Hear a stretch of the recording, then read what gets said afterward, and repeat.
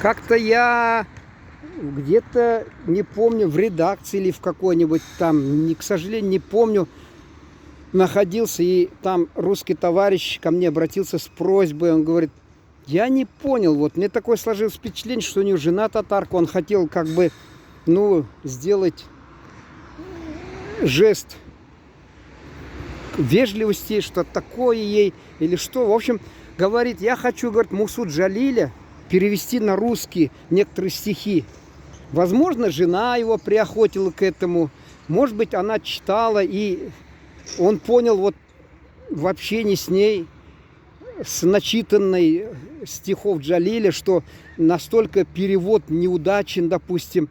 Очень сложно передать, ведь когда-то я учился, значит, на подготовительном, и девчонки были заочницы. Мы с одной из них там была Лера Обыденного и была Вика Балан.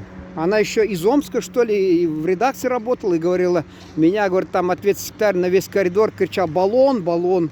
В общем, я сейчас их в социальных сетях еще не могу найти, но фамилию могли поменять, но все равно ведь девичья остается. И вот как раз мы шли, и я все время тукая. Она как-то взяла и говорит: а давай я хочу ознакомиться все-таки, ты типа разрекламировал. И у нас там на Чапаева, там, значит, на какой там, значит, улице Белинскую, что ли, какая там улица, там Белинка называлась библиотека, сейчас называется Екатеринбурге, а тогда на Чапаева, значит, Герценко, имени Герцена. Зашли в читальный зал, я достал Габдуллу Тукая. Ну, видно, не самый там Маран, там, я вот сейчас, честно говоря, когда надо было, не мог вспомнить. Маран вот на слуху и другие перевод. Ну, что они переводили? Они что, знали татарский? Они жили среди татар, чтобы дух передать, вот этот дух. Не то, что там слово, они ведь чуть чего замечательные стихи есть. Нам не дано предугадать, как слово наше отзовется. Они бы перед этим чуть чего почитали бы стихи. И трепетно подошли бы, вот это слово, что означает? Не в смысле он полез, или кто-то им подсрочник сделал, да? Слово перевел там. Или как там, значит, он в словарь залез и начал. Очень тяжело. Мне вот, когда я с татарского на русский переводил книги, мне вот даже в татарских редакциях говорили: бери побольше, потому что с русского на татарский гораздо легче переводить. А с татарского на русский очень сложно, потому что как-то многосмысловое там идет. Каждое слово какое-то многосмысловое, и надо понять, в каком смысле это слово автор хотел употребить. И для этого знать хотя бы биографию, там, что такое, жить его немножко жизнью, и как-то с пониманием отнестись, вот атмосфера так, в которой он жил, и прочее, чтобы понять. Это даже Мусу Джалиля и того переводили всегда. Стоит жить, чтобы в землю врезать, след поглубже, позаметней, чтоб твое осталось дело, словно дуб тысячелетий. И вот десятками лет переводили, словно дуб тысячелетий, потом наконец дошло, словно дуб тысячелетний перевели. Это даже, понимаете, вроде здесь никаких вот таких нету нюансов особенных, да. И то, там у него патриотическая лирика, там можно открытым, как сказать, текстом все, родина, любовь там, ненависть к врагу и прочее. А здесь у поэтов наших невозможно передать. Почему у нас вот любят там читать в оригинале Шекспира, там, Байрона. Шекспир уже, не знаю, это проза, конечно, допустим, да, Байрона, стихи и прочее, потому что именно аромат. Раньше вот даже, вы помните фильм, вот этот любимый мой фильм «Покровские ворота». Почему любим? Потому что я из села родного Покровка, любимого села. И там вот Покровские ворота, это у нас въезд в село, единственное место, где с Россией мы связаны пуповиной. Остальное все Казахстан у нас, нашего совхоза. 90 с чем-то, 95-97% территории. Это такой мешок. И пуповина вот есть, который, и там вот эта река, через реку мост, я Покровские ворота называю, и вот я этот фильм люблю, и там как раз именно был переводчик человек непрактичный, все у него валилось из рук. Как раз вот, знаете, да, она его отставила, но не вполне. И, значит, Савва Игнатьевич там примкнула, но своего не отпускала далеко. Потому что и вот этот Савва Игнатьевич говорит, просто, говорит, потрясающий, говорит, человек, потому что, говорит, литературу все знает, американскую или какую там, говорит, знаток всего. Но, говорит, в жизни не приспособлен. Этот человек талант, видимо, он умел дух почувствовать при переводе. Замечательный есть фильм «Осенний марафон», где у нас как раз откуда он приехал-то, я забыл. Или он со Скандинавии приехал откуда-то, или что. И вот Басилашвили играет, там как раз он помогает ему переводить классиков наших и объясняет все. Он сам преподает там, видимо, в Ленинградском университете. И этому тоже объясняет особенности по-татарски узенчандеклер, особенности вот поэзии. А не то, что взяли, тупо перевели, это слово что-то означает. Иной раз даже слово может совсем другое означать, в зависимости от предыдущего текста. Вот этот как раз, я вернусь к началу разговора, он русский.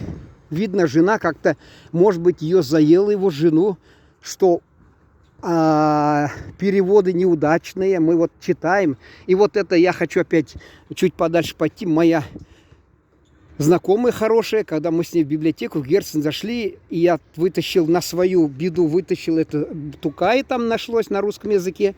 Она начала листать, видимо, я тогда был склонен отнести это полностью за счет того, что она хотела любовную лирику, дескать, а тут не про любовь, а тут совсем другое. И мне показалось, что это главная причина. А сейчас я думаю, что просто автор не так переводил.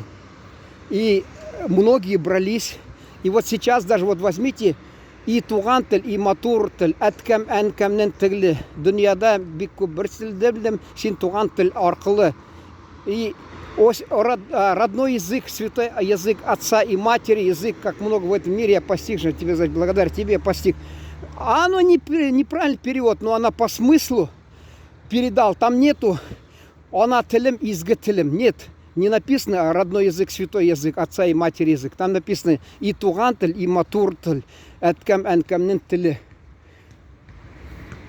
О родной язык, о красивый язык, если буквально переводить подстрочно, отца и матери язык.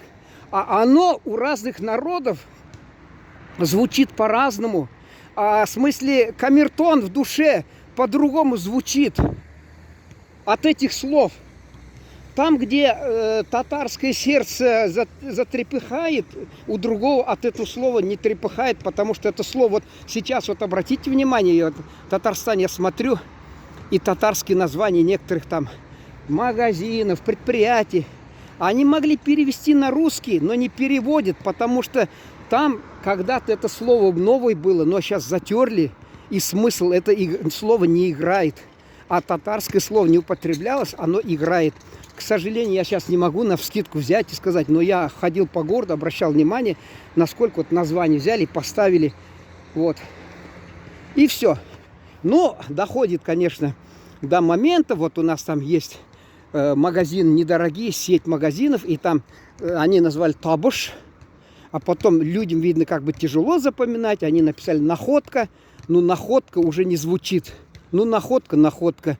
Есть там где-то у нас географическое название находка, еще находка, или, ну, в общем, как-то это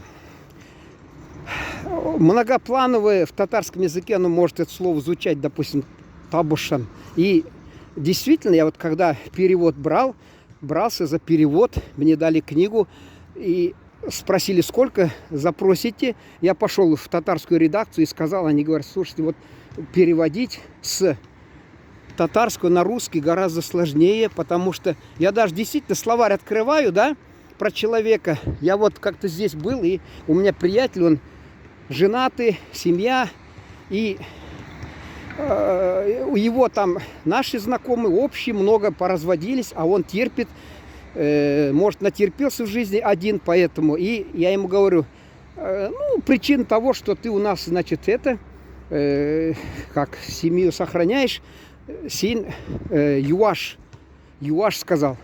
Одно слово. Вот одно слово, запомните, юаш это одно слово у нас, татарское слово, допустим.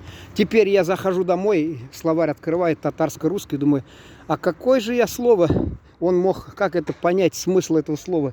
И я, значит, начинаю смотреть там со словом юаш, и смирный, и послушный, и вплоть до того, извините, терпило, в нашем смысле слова, это то, типа как терпило. И опять-таки, как вот ему прикажете понимать, я его оскорбить хотел, что он терпило, дескать, терпит там, он говорил, я молоко, если разолью, жена шралдаптра, это значит визг там поднимает. Я когда дома наливаю молоко, у меня если проливается, я говорю, слава тебе, Господи, что нет рядом его жены, а то бы она мне этот крик подняла бы. А он такой терпеливый. И вот в зависимости от ситуации, когда говоришь по смыслу, это слово юаш, он играет разными красками, цветами, это слово, с смыслами. А у нас он перевел, он говорит, стихи, допустим. А как будет переводить?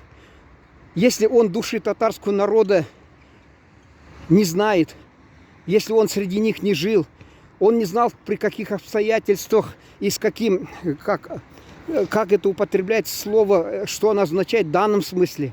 А это можно ведь разнопланово воспринимать, можно как оскорбление. Вот видишь, терпило в данном случае, в одном случае. Он мог воспринять как терпило. Но так как у нас много лет дружеские отношения, он, конечно, правильно понял, в смысле, что он смирный, дескать, да, он смирный, он не позволяет себе резкости. А если бы мы были мало знакомы, он бы воспринял это, как перевел, как терпило. Ах ты, значит, ты меня, кажется, так обзываешь. Вот. И вот теперь представьте, человек, который кто-то пытается из татар перевести на русский, и русский или моран, или кто там, значит, тукай пытается перевести, совершенно не зная души татарского народа. Мне вот это вот самому интересно.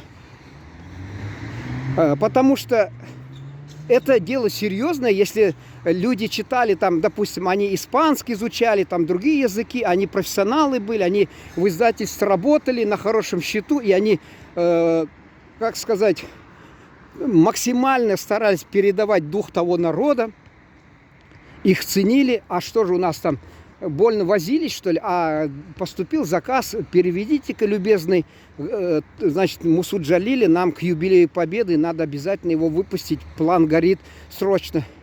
И ради заработка он берет, и один ему подсрочный делает, а другой сидит и красиво старается слепить, вообще не поняв душу народа или состояние души хотя бы этого человека, поэта, именно вот в казематах Моабита, допустим, да, тюрьмы. Какое ощущение? Там есть стихотворения, там разные с юмором. Смех сквозь слезы. У него это, по сути, слезы, потому что он есть там, блоха ему же спать не давала, или он, значит, девушке говорит, зачем ты меня поил, кормила соленой рыбой, если ты не хочешь дать воды, зачем ты мне, значит, вдохновила на любовь, если сама не отвечаешь взаимностью. Потом есть там, он в подъезде, мальчик какой-то пытается дотянуться до звонка, он им помогает, потом мальчик говорит, а давай вместе теперь побежали.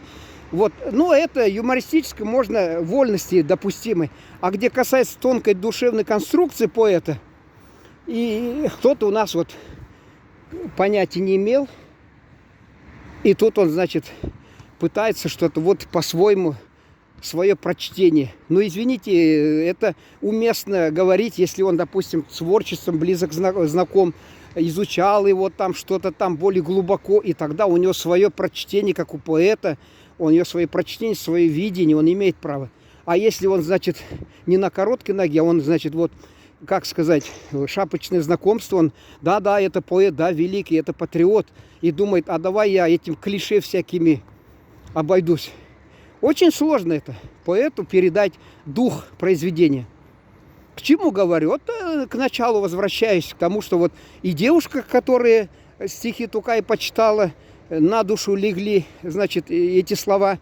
Я так принял, значит, неправильную, как сказать, оценку дал, думал, что она просто хотела про любовь, а тут нет. А потом, значит, вот русский там коллега там из редакции хотел на татарском как-то попробовать более совершенно перевести. Мне кажется, его жена помогла бы ему. Она, скорее всего, по-русски-то, как вам сказать, ну, она, может, не литератор, но она чувствовала, вот здесь вот почитала, и ей не понравилось, как перевели стихи того же Джалиля, или Тукая, да, Джалили, да. И вот она хотела каким-то образом дать ему понять, в каком аспекте, в каком смысле это слово употребляется в данном случае. Так же, как я же сказал вам, вот с товарищем, который я сказал, что можно воспринять как терпило и воспринять как смирный, дескать, не бузатер он, да, поэтому, дескать, он с женой живет, уживается. Все, пожалуй, я думаю, если кого-то заинтересует, мы эту тему продолжим. Это у меня тоже пробный шар такой, я запускаю. Вот, если у людей мысль есть, да ради Бога, поделитесь. Может, у вас другой взгляд. Это у меня не истина в последней инстанции, я не претендую. Мне просто интересно стало, вот почему так легко берутся за переводы и маститы поэты. И что он, что маститы, если он совершенно не в зуб ногой, не в теме, как говорится, да? И что толку, что он маститый поэт? А от этого что? Произведение Тукая там затрепещет или к Джалиле перед ним и лапки поднимет произведение. Да, вы меня раскололи, ага, мэтр, вот, от вас ничего не скроешь. Нет, проникнуть в душу поэта, тем более другой эпохи, в другой ситуации, в другом положении он находился, далеко не очень безрадостном положении, и чтобы вот при этом сохранил он твердость духа, и при этом какой-то пытался шутить, юморить, это вообще величайшие, скажем так, как вам объяснить-то, героизм, опять одно слово, к сожалению. У нас там много всяких слов татарских есть разные.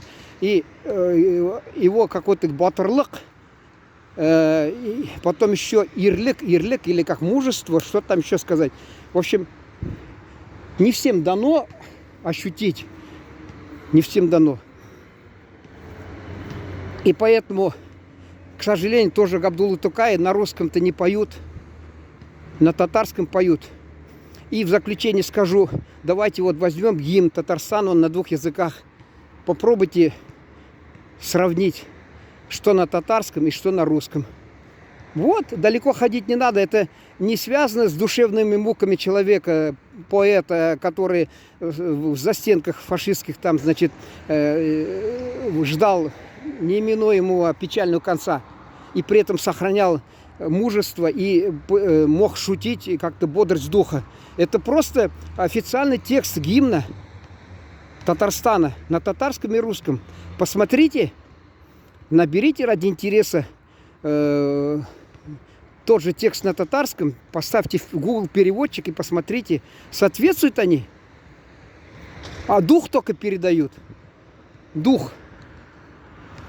Смысл немножко все-таки это, или наоборот, кому как, кто как этот. Мне, например, казалось, что вот именно дух вот такой. Какой дух? Дух.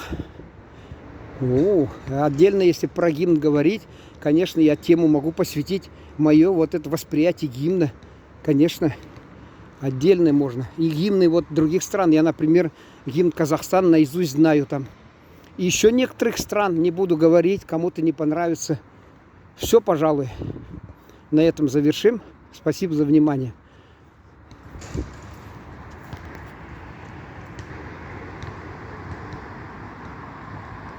Неглиже называется. Видите, девушки бегают.